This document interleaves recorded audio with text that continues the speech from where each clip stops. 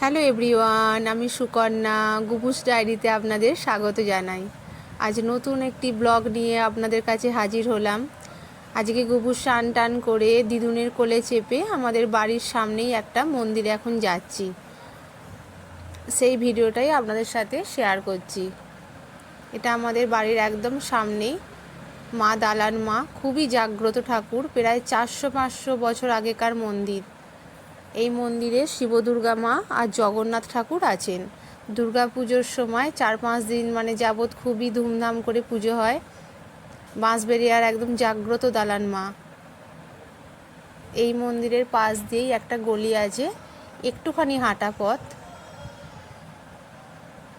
হেঁটে গেলেই পড়বে আর একটা মন্দির। সেই মন্দিরটির নাম হচ্ছে রাধা মাধব মন্দির। সেখানেই এখন আমরা যাচ্ছি। গুবু তার দিদুন আর জেম্মার সাথে যাচ্ছে।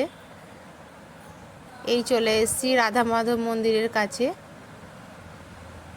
এখানে প্রতি বছর বৈশাখ মাসে 4 দিন যাবৎ অষ্টম প্রহর হয়, নাম সংকীর্তন হয়। এই মন্দিরে এখন নানান সাইজের কালী ঠাকুর তৈরি হচ্ছে, সেটাই এখন আমরা দেখতে এসেছি। বিভিন্ন সাইজের, ছোট বড়। এর সামনেই একটা তৈরি হচ্ছে, ছোট বলবো না, খুব ছোটও না, মাঝারি সাইজের নীল কালারের একটা কালী ঠাকুর, এখনও চক্ষুদান হয়নি। বাহ, এই ব্ল্যাক কালারের মা কালীটা খুব সুন্দর লাগছে। এটা কালার হয়ে গেছে, এটাও এখনও রেডি হয়নি, চোখটা কমপ্লিট হয়নি। এই মা কালীটা সবচেয়ে বড়, এটা বেশ অনেকটাই বড়।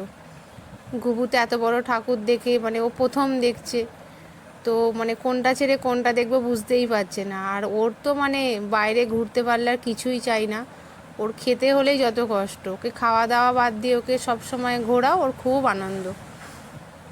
খুব সুন্দর লাগছে, বিভিন্ন সাইজের, ছোট বড় মাঝারি।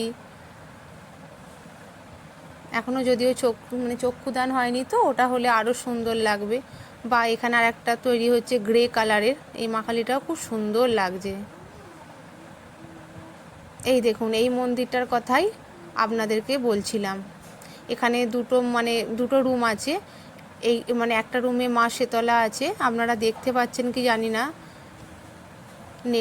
নেট আছে তো জুম করে দেখাচ্ছি, তাও ঠিক অতটা স্পষ্ট বোঝা যাচ্ছে না। আর একটা রুমে আছে রাধা কৃষ্ণ। বাহ, এই কালীটা তো খুব সুন্দর, গুবুর সাইজের ছোট্ট মা কালী।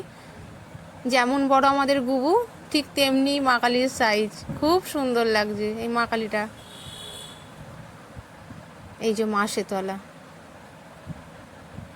বাহ, মা কালীর এই মূর্তিটা রেডি হচ্ছে, খুব সুন্দর।